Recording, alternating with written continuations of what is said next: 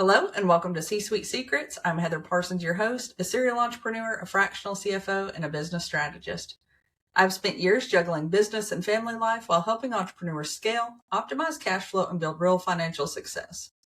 On our show, we bring you real conversations with founders, executives, and operators who actually move the needle in business. No fluff, no filler, just smart systems and strategies that work, and insights that you can put to use in your business right away. With that, let's dive right in. Today on C-Suite Secrets, I'm joined by Cara Kuhn. Cara, welcome to the show. Thank you so much. Happy to be here.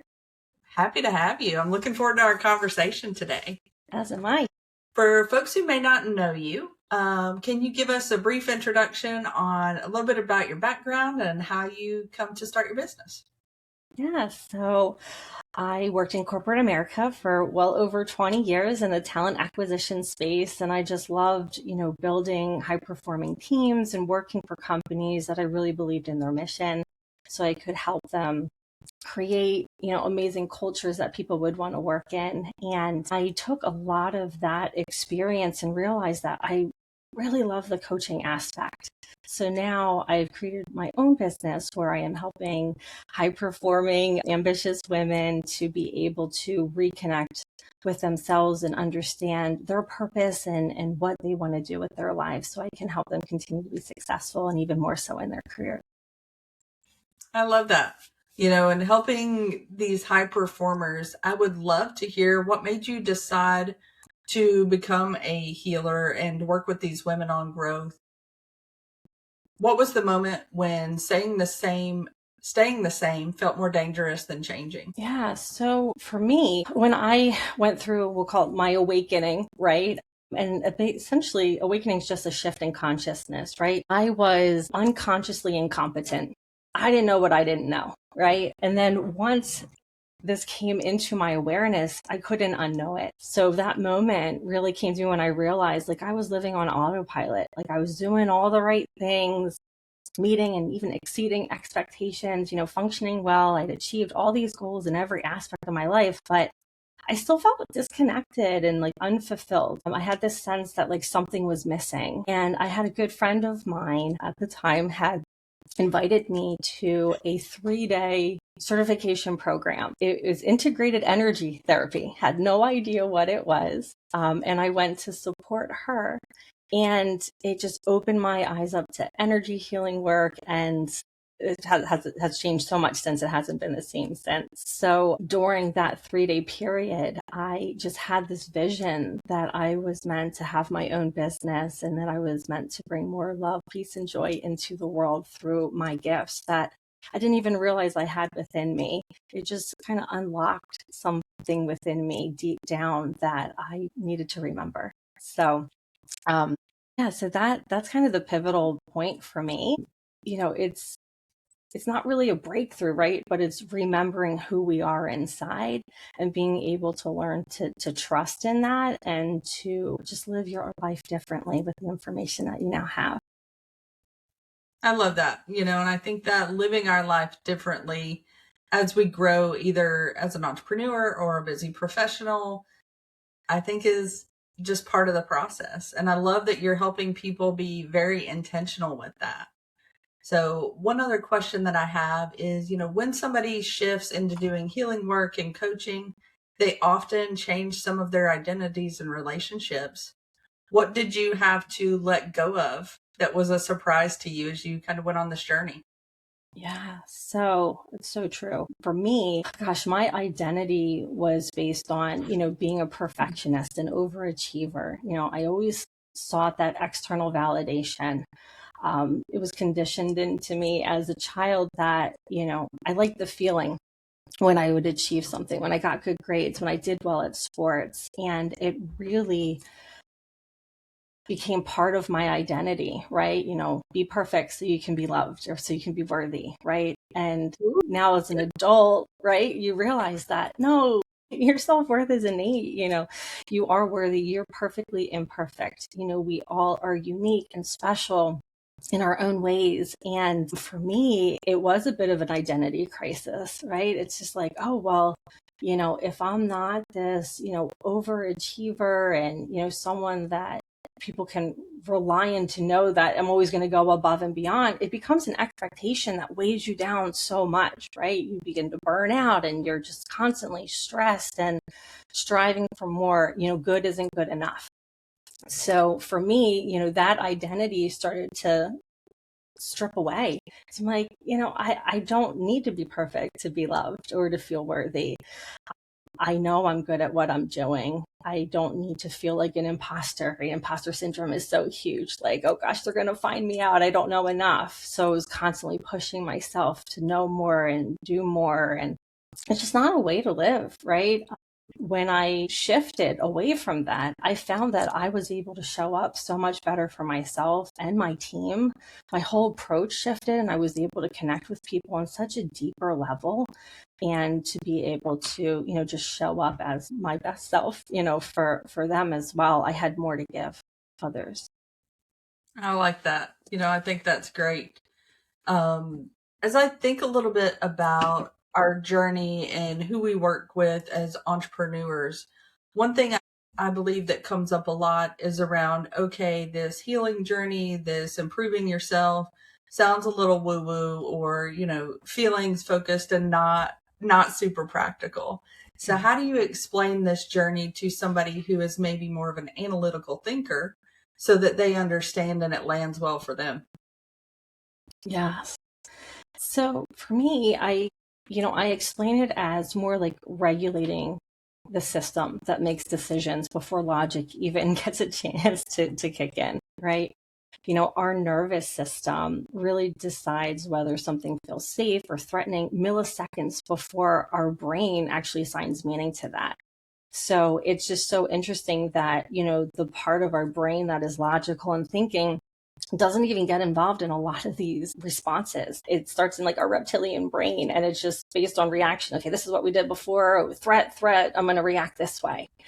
So it's so amazing that when we can learn to pause in those situations of stress or when something triggers us, it gives our thinking brain an opportunity to catch up and actually be able to respond differently to those triggers and those things that are coming up. You can have two people have the same situation in front of them and one's cool, calm, and collected and the other one's panicked and like, oh my gosh, how are we going to do this? And it's, being able to breathe and take a step back, be like, no, like this is something we can handle. Like, let's just take a second, use our tools, and be able to plan this out. It changes so much when we shift from that reaction to being able to respond. And it's all about like taking responsibility, right? So it's looking at, okay, I can choose how I'm going to react and how I'm going to respond to this situation instead of just firing another email back or like jumping back in with a quick comment. Like, no, take a pause, breathe, think about how you actually want to move forward and handle the situation. And it allows you to take back control of that situation instead of giving that power away to someone else. That is some great advice right there. And I think, being in corporate America and spending a lot of time there, I think that is a huge impact on what determines if somebody's successful in their career or not. I would love to also hear any other advice that you have for people who maybe are still in a W-2 job or in their business. How can they be a better leader and be more successful in what they're doing today using some of these tools and stuff we're talking about? Yeah, so that's a great question. I feel that self-reflection is so huge, right? Looking at everything that, we've accomplished, even on a day-to-day basis. We get so attached to these outcomes, right? Oh, I got to get this done. I got to, do all these things. But when we give ourselves a chance to really celebrate like small wins along the way, we realize how far we come. Because what we forget is, we're automatically moving that pin every day. I want to make 100 grand. Did that. Now, how much do you want to make? I need the house. Now that you have the house, what's next, right? So we're constantly setting these new expectations for ourselves, and we're so attached to the future, like, oh, I'll be happy when I have this, that, and the other thing. But then we get it, And then it shifts automatically. We don't even necessarily consciously know that we've now moved the bar even further. So we feel this unfulfillment because it's like we're constantly trying to attain something, have to have this before this happens. But if we realize and are in gratitude now and are grateful for everything that we have and how far we've already come, it shifts so much. And that works in personal life and in the business world, right? You know, we didn't hit this goal yet, but oh my gosh, we've improved by 10% since last week, or we had the best month ever, you know, so it's celebrating those small wins along the way on that path to, you know, what that ultimate, you know, goal is. Those I love that. attachments get you. Absolutely. You know, and I think in a world of instant gratification, that definitely doesn't help either. So you also mentioned about drive and how people are always looking for the next best thing. So how can somebody tell if their drive is actually healthy or maybe it's trauma dressed up in a suit?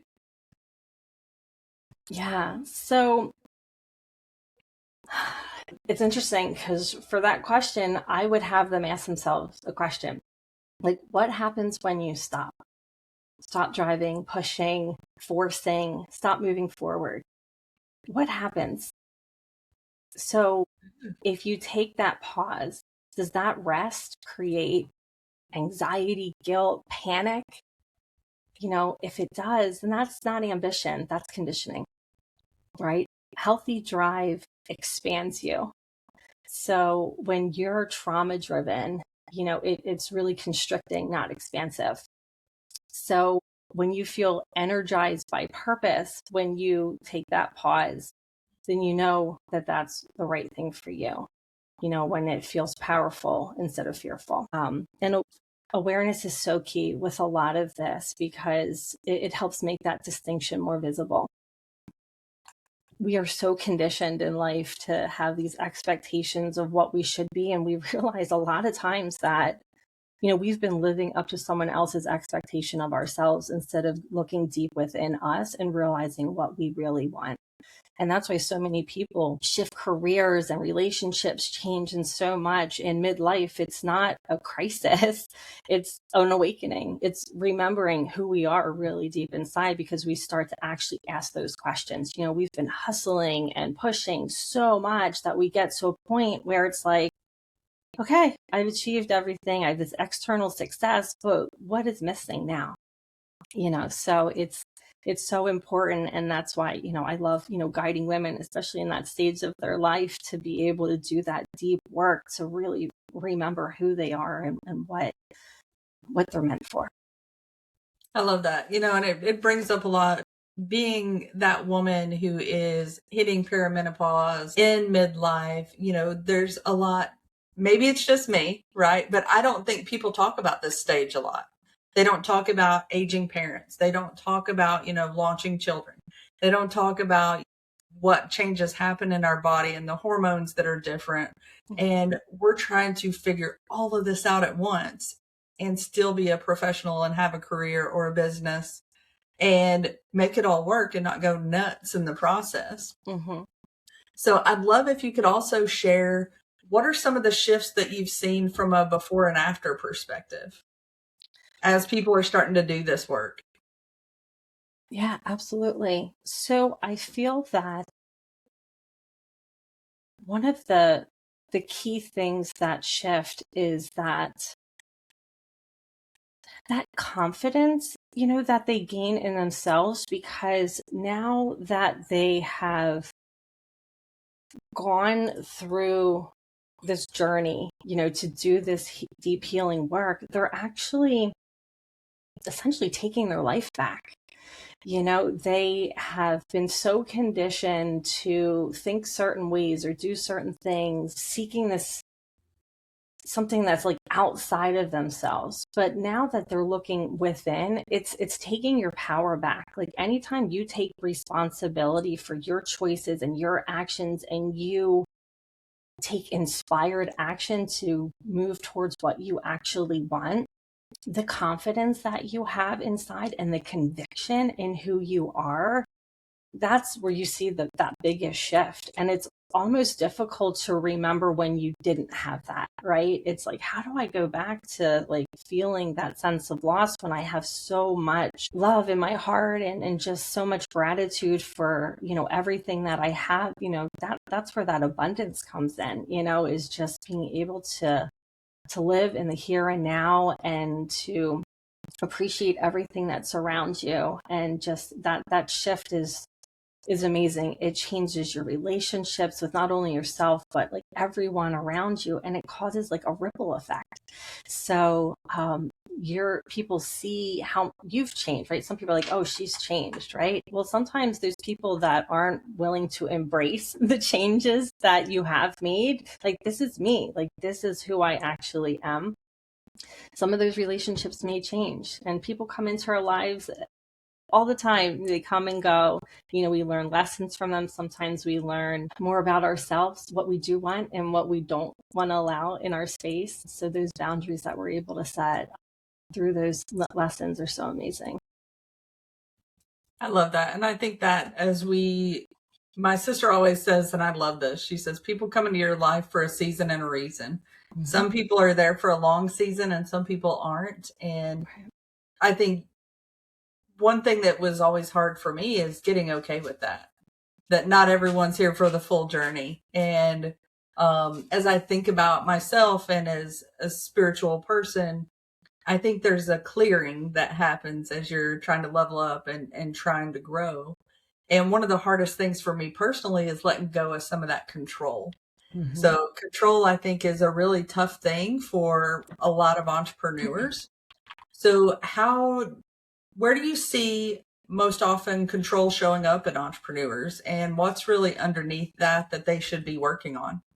Like the need to control everything, right? That micromanaging, over preparing for everything to the extent where you're almost like frozen.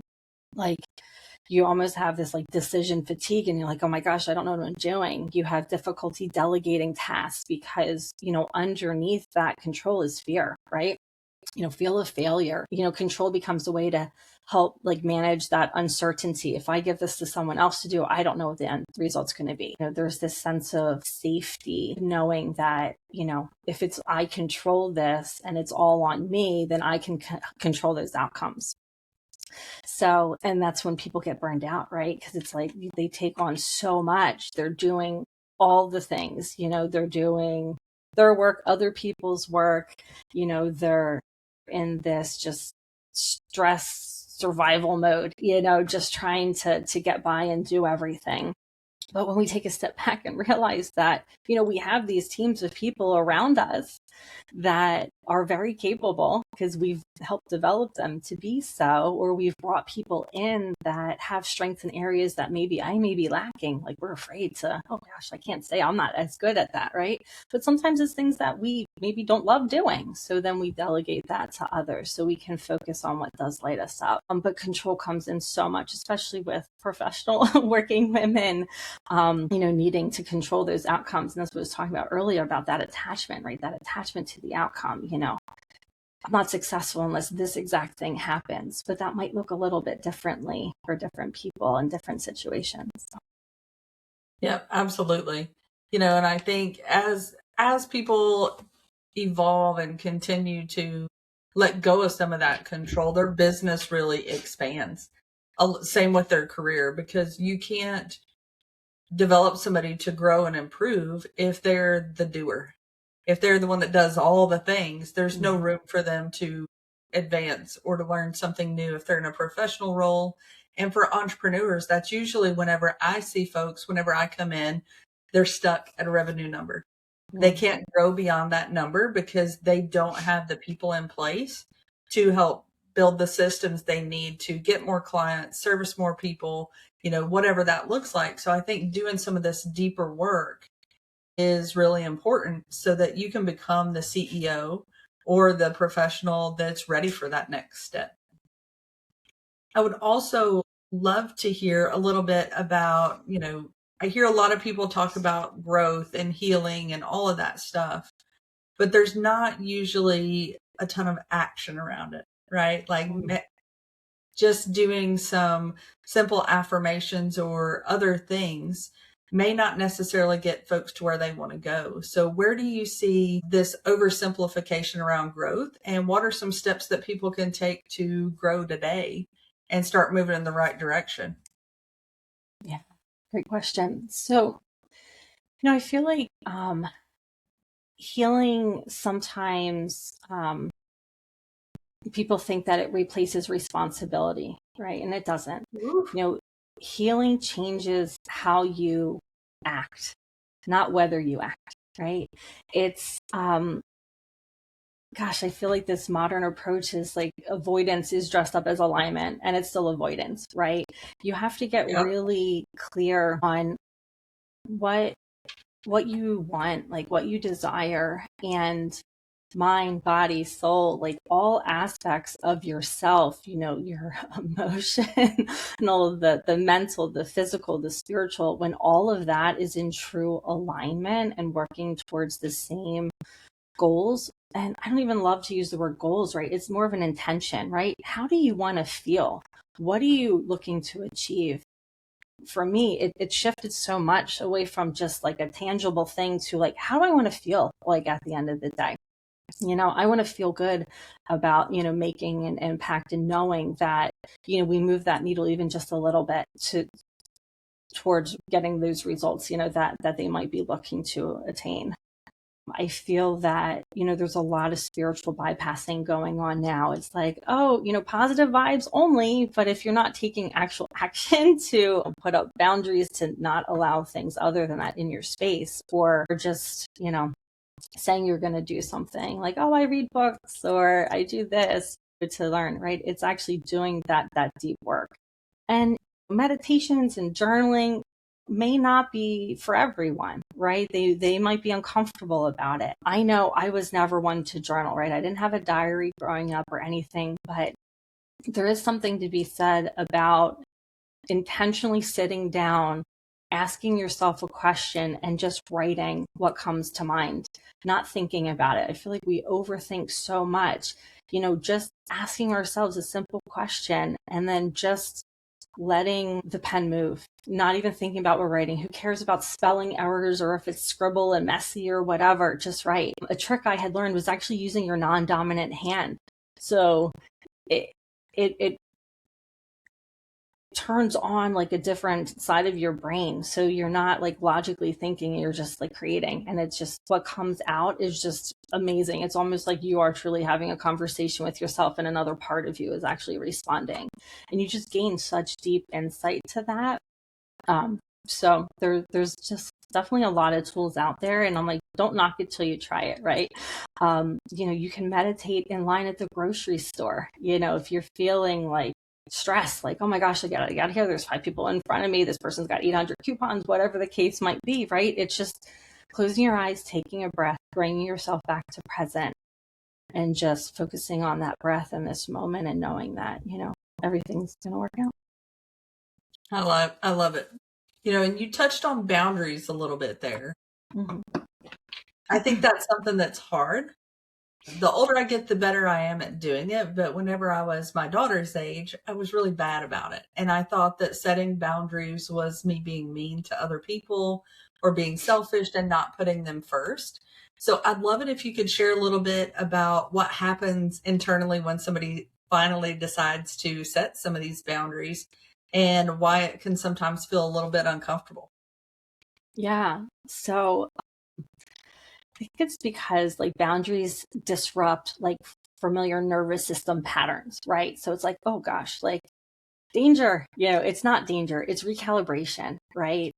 Boundaries don't create like distance, right? They reveal something, about yourself. It's less about like rules for other people. It's more what type of energy you're going to allow in your own space, right? When you learn to love and respect yourself, then you're going to have those expectations of others and won't allow that into your space. And if it is, then it's like, okay, maybe we need to table this conversation and circle back around because it's not productive, right? It looks a little differently, and it's also like modeling a lot of that behavior too, right? It's like, this is what I this is the type of boundary I want to set for myself. So if, I want peace and calm, then it's creating that around you, right? So it's giving grace to our kiddos that are yelling and screaming and hyper, and it's allowing them to be children and join in with that, right? It's kind of just setting the tone for your whole household and your teams or whatever it is, right? It's taking action, right? Some people are like, oh, I'm just going to put this boundary up and it's just going to be there, and and I'll be fine. I think we talk about protection with energy and different things in the spiritual world, but a lot of it is us actually taking not just any old action, inspired action, to it's with everything that we do, like making sure that what we're doing is with like intent, like doing it intentionally. I think that's great. Being intentional. And you also said something a minute ago that I want to dive a little deeper on around this, how people feel worthy. And this is something that I also see showing up in pricing in their business. On a lot of times people have financial stress, or they over deliver if they're an entrepreneur, because they're always trying to get that feeling of being worthy. So I'd love to hear your thoughts on that and what people can start to do to maybe change some of that. Yeah. And, I feel like I was there as well at one point, right? It's like you have these tools and techniques and things that have worked for you. And many people take certifications and things that they've done and expand them, right? And, create something new that's like true to them. And it's sometimes really hard to like put a price on that, right? I want to help everybody, so I'm going to do this for free. I know when I was starting out, I offered a lot of like free Reiki sessions because I needed to do so many in order to get my certification. But people that came to kind of expect that, like, oh, when are you offering freebies again, right? They would jump at that. I'm like, I need 5 women, and I had 30 people that were interested. So instead of just doing the 5 I needed, I actually did all 30 for free because, I put that out there, and I was just grateful that, they were interested in helping me learn and practice and whatnot. And yes, I gained something out of that, but I also, got something in return. I got testimonials. I was able to hone in on my craft, if you will, right? But you get to a point where you wouldn't expect to take your car to get service and not have to pay for that, right? You're offering something valuable. So it's really defining how do you put a price on that transformation, right? But it's important to do because there has to be that like give and take. We have to be open to receiving as well and not just giving, because then we do become burned out as well, right? This is natural flow, right? You provide a service and then have to be open and just allowing that, and be grateful for that. Yeah, absolutely. And you talk about that receiving thing, being able to receive and not just give all the time. I think that's a little tough as well. So I would also like to know, as somebody is thinking about this and they're wanting to improve, how can they take the first practical steps if they're feeling overwhelmed and not really sure where to get started? Yeah. So I'm really big on mentors, right? Even for myself, I have mentors in corporate America. I had mentors, people who I trusted and knew they had the experience, that I maybe didn't have. And those relationships opened so many doors for me. And then, with this spiritual work, right? It's maybe looking for a coach, right? And there's so many books out there. There's so many different things. You have to, really rely on what works best for you. For me, has taken everything that I have learned in this entire journey to create my own program. But I still do courses and classes, memberships, with individuals that I had trained under in the past. And a lot of it's not learning to not compare yourself to others, because we're all on this journey, right? They might have something that you don't have, but really looking deeper into that, like what is that? Is it more of like a feeling of what you want to attain, or is it like something physical, right? And why is that? So going deeper into that. where does that come from? Is it an expectation that other people like, oh, well, you should have a nice house like your cousin or whatever the case might be, right? Why can't you be more like your brother, your sister, or whatever, right? I think it's so important to look within you and feel into what feels true to you. And if you are willing to like invest in having someone help you on that journey, then I think that's wonderful, because there is so much help and so many people out there that are willing to provide that assistance. I think that's great. I'm also a huge fan of having mentors and building out your advisory board, because I truly believe that you can't teach yourself things you don't know. And if you surround yourself with people who have been there before you and know what's going on, it's a lot easier to advance and grow and get to the next level. Absolutely. Especially with having your own business, right? You're really good at the doing part, right? It's like, okay, now there's the financial aspect, there's the marketing, so it's, seeking out opportunities to either learn, how you can do that yourself, or like you said, hiring others and having that advisory board to help you fill in those gaps, where they might exist. Absolutely. So one other thing, as we're kind of wrapping up, I'd love to hear a little bit about what are some of the things that are super popular in the healing space that you may quietly or not so quietly disagree with. Yeah, so that's a great question. I think there's a place for everything, right? Some things work for different people. But for me, I think when you see these like quick fixes, right? 21 days to manifest the life of your dreams. You can't really put a time limit on that, right? Because we're all different. That deep healing that takes place before you can really step into that, it takes time. I remember when I was first starting out, I think there was some of that comparison, like, oh my gosh, like they have all these gifts and they can do all these things and they're so far along. Like, I want to be there. Like, what do I need to do to get there? Right. I did certification after certification. I was I'm not just going to learn it. I'm going to get certified in it because I want to master this. Right. But, looking back, like, I'm still glad I went through all the certifications. I learned so much, but it's, it doesn't happen overnight. And it's funny because at one point you wake up and you're like, oh, I'm there. Like, how did I get here? Right. But it didn't happen in 21 days. It might have taken a few years. But it's, these quick fixes. I mean, it can help shift your mindset, right? It can bring more things into your awareness, which is, for me, like the key, right? Gaining awareness is the first step in my methodology to healing. And it's really going deeper below that surface, right? Into our unconscious and even our subconscious mind that controls pretty much everything that we do. So it's starting to, release what's no longer serving us and doing that deep work to reprogram, all of those patterns and that the way we had thought of things, that, thinking that, healing's linear and you do this, then this, then this, and then you'll be set, right? No, it's this growth spiral. You go through this, process and then you circle back around, but now you have deeper insights and more tools and techniques to keep going deeper and deeper and deeper. I just feel like healing's a lifelong journey, and, we're able to see huge impacts along the way. I mean, like I said, just that awareness, it shifts everything. So you're like, now I'm competent about it, I'm conscious and competent and learning, and I'm able to, continue to grow.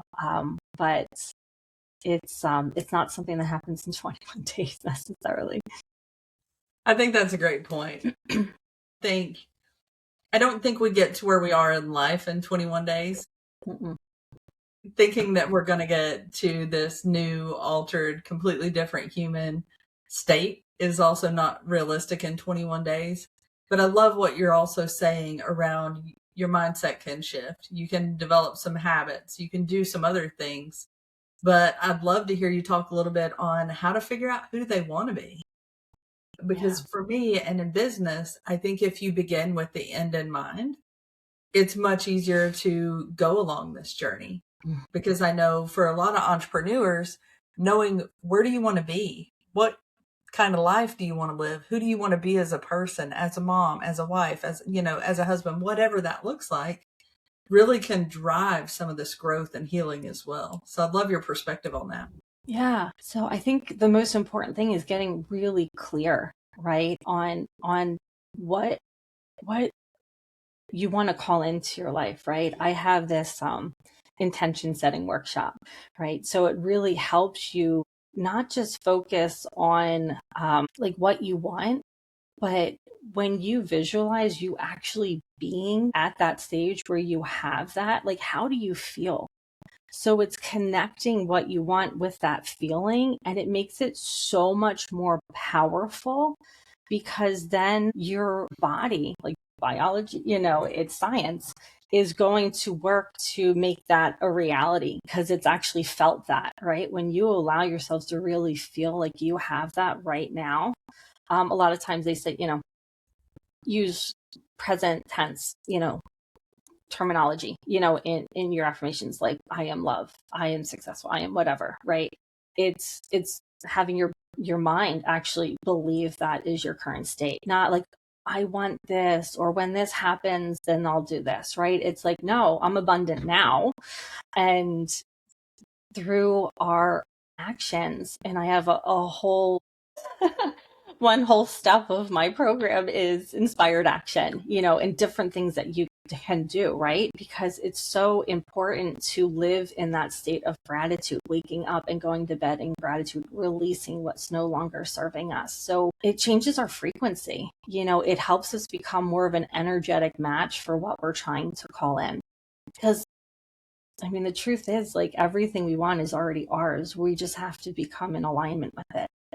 So, and that's hard for some people to grasp, right? But, we have free will. We're able to make choices. And, if you say, oh, well, I'm going to be a millionaire, and then you do absolutely nothing, how are you going to become a millionaire, right? So some people buy that lottery ticket. Some, you do something that they love to get there, right? But it's actually, you have to take that step. You have to take that action. And when you do that with intention, it just calls things in so much easier, because that clarity is so key. You can't just say, like, oh yeah, I want this in a year. It's taking those steps towards that, which is going to help you bring it in closer. So, and the more clear you are, you can just say, I want to meet a man. Okay, well, here's a man. You go, and it's not the right man, but they presented you with what you wanted, right? But it's getting really clear, like, no, like, what kind of person do you want to call in? What kind of job or opportunity? Get really, really clear. And sometimes we're like, yeah, I know I just want this, but I'm not quite sure of all the specifics. But when you gain that clarity and you put that out to the universe, they're going to be able to deliver that more. I think it was it Practical Magic, where she's like, brown eye and one blue eye and this and that. And then that person shows up later in life. And it's just kind of interesting, but that's kind of essentially how it works. Getting really, really clear, and then being open to receiving and allowing that when that person does show up, and not thinking it's too good to be true, right? And just allowing yourself to enjoy that and embrace it.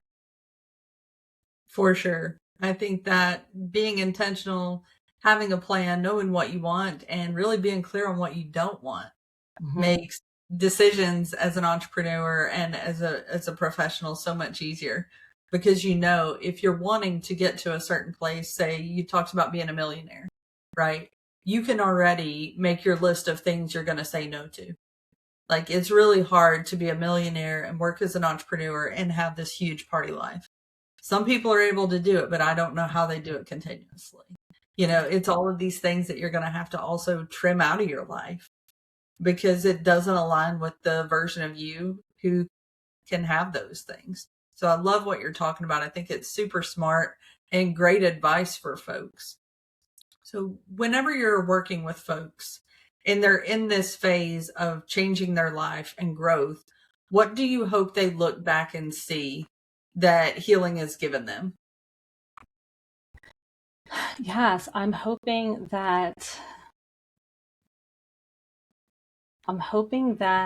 they realize that through this whole process, that they remembered the strength that they have within them, and through their journey, that this discovery was of themselves, who they truly are beneath the conditioning that they have everything that they need within them. It's just tapping into that and knowing, how powerful and amazing that they really are. I love it. I think that's great. One last question I have before we wrap up. I've really enjoyed our conversation today. I would love to know, what's one secret that you wish you would have known starting out as a coach and as an entrepreneur? Oh goodness, one secret. Let's see.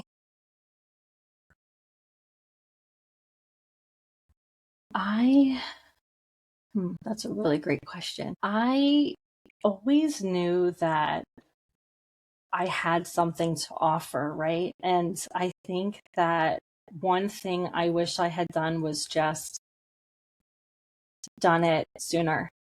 And we learn, right? I'm now coaching people from what I learned. I was one who felt like I needed to learn more. I needed to go through the certifications. I needed to do all of these things before I was ready. But I was ready then. I just needed to trust myself and know that I had everything that I needed. Granted, going through those other processes helped me get even stronger with that confidence, right? That piece. But, just being afraid to take that first step, I think, is something that I would share with others. Just take the step, just do it, put something out there. Because sharing what you've even learned just in the last month or 2 months or that year is enough, right? You can continue to grow and expand on that and have even more to offer. But, we have all experienced so many things in our lives that everybody can learn from each other, right? I learn from my children, all the time. It's not putting limitations on yourself. I feel like we all have these limiting beliefs, right? And just being able to set that aside and be like, no, like I can share this one thing that I know. So that's something that I would recommend. I love that. I think that's a great point because as I work with entrepreneurs and talk to other people in business, it's that fear of that first step and that uncertainty that I think holds a lot of people back. So if you're listening to this and you're not sure if you want to start that business, take the first step. Spend a few minutes on Chat GPT, get it to ask you a couple of questions on what you're really interested in doing, and just go with it. What's the worst that can happen? I was listening to a podcast this morning as I was getting ready for the day, and I think it was Alex Hormozy. He was talking about what's the worst that can happen. People who you don't know don't want to talk to you anymore because you asked them about a product. It's like, okay, what's the worst that can happen? Right. So I love that. Love your perspective. And this has been a wonderful conversation. Where can our listeners connect with you and learn more about what you're working on? Yeah. So you can visit online at carakuhnhealing.com or at Cara Kuhn Healing on Instagram. So, and I do want to say one thing to what you just mentioned, what's the worst that could happen? Reframing that. What's the best that could happen? Right.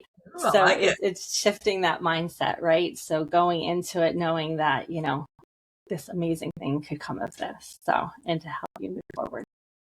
I love that. I think that's great. Well, thank you so much, Cara, for being on today. And thank you to everybody for listening to C-Suite Secrets. If you found today's conversation as valuable as I have, be sure to hit that like and follow button and share today's episode with somebody who is building a business. If you want more tips on how to grow between episodes, be sure to check us out on Instagram at Heather Parsons Official. And you can also join us on Facebook at C-Suite Insiders. Until next time, keep growing. And remember, you don't have to do this alone.